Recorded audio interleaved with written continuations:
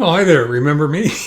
It's been a while. And I guess that's the subject of the conversation I'd like to have today, and the importance of taking some time for yourself. It's Wednesday.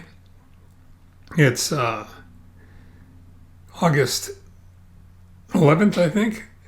Journal 427, T+862 or thereabouts. The easiest way for me to figure out exactly how many days it's been is to have another bone marrow biopsy, and I'm in no hurry to do that, so you'll have to bear with me as I just guess. I had a friend of mine for many years, and one of his favorite expressions was, "Talk is cheap, it takes money to buy whiskey." And I think all of us are familiar with the expression, talk is cheap. It's the second part that many of us haven't heard before or haven't really spent a lot of time thinking about. I did. And what it meant to me is a combination of commitment and action to get things done, especially with regard to this concept of advice. Now, the problem with advice is that giving it is easy. I mean, there's no real, in general, there isn't always an emotional commitment, physical or emotional. I mean, really, you are confronted with something, you see it, you experience it, it impacts you in such a way as you're willing to comment on it. You make that comment. The suggestions, whatever they are, however they are, and then you're pretty much done with it. What happens with it from there is up to whoever receives it. No longer your responsibility, unless you want to get more deeply involved, with coaching or consulting or mentoring.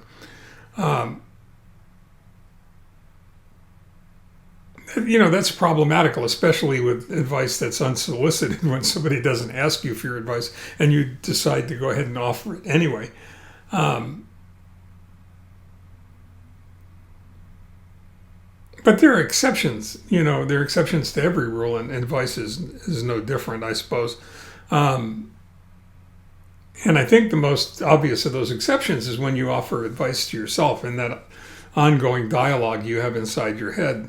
That little voice that nobody else can hear. And in the middle of the most recent episode of that voice shouting out in a combination of concern and disdain, I think, really insisted that I back away, that I slow down, that I focus on my recovery, on regaining my strength and stamina, and quieting down an otherwise overactive mind. It really wanted me to give up a number of projects I was involved in, at least for a short while, temporarily, so that I could recalibrate, so that I could go ahead and figure out really what is truly important. Not just what's urgent, and to stop focusing on the 120 emails a day I seem to get, most of which wind up in the delete wastebasket. It wanted me to spend more time following a path of self-awareness, personal growth, service to others, in a better way to do that.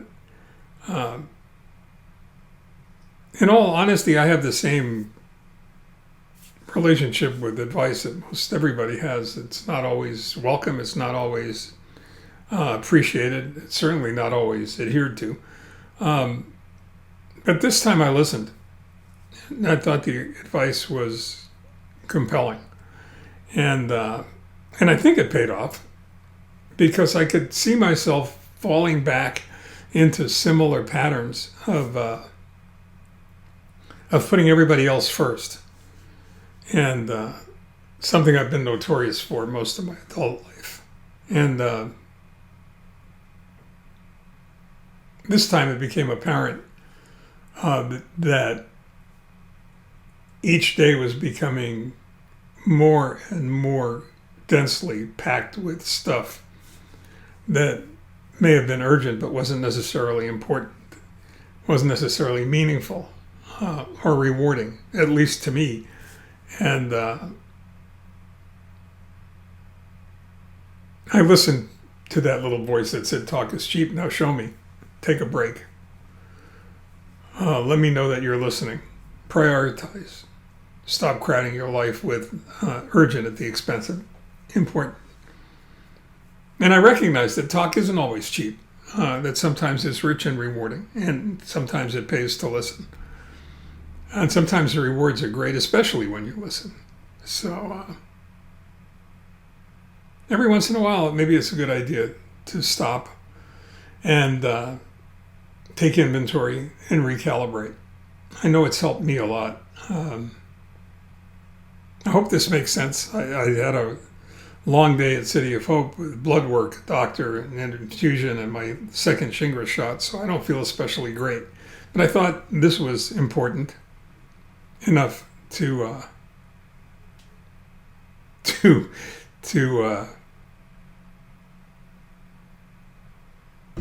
go ahead and complete the blog at the expense of the voice that's screaming in my head that I should have taken a little bit more personal time off and waited till I felt better. So in the meantime, stay well, take care. Be back with you soon.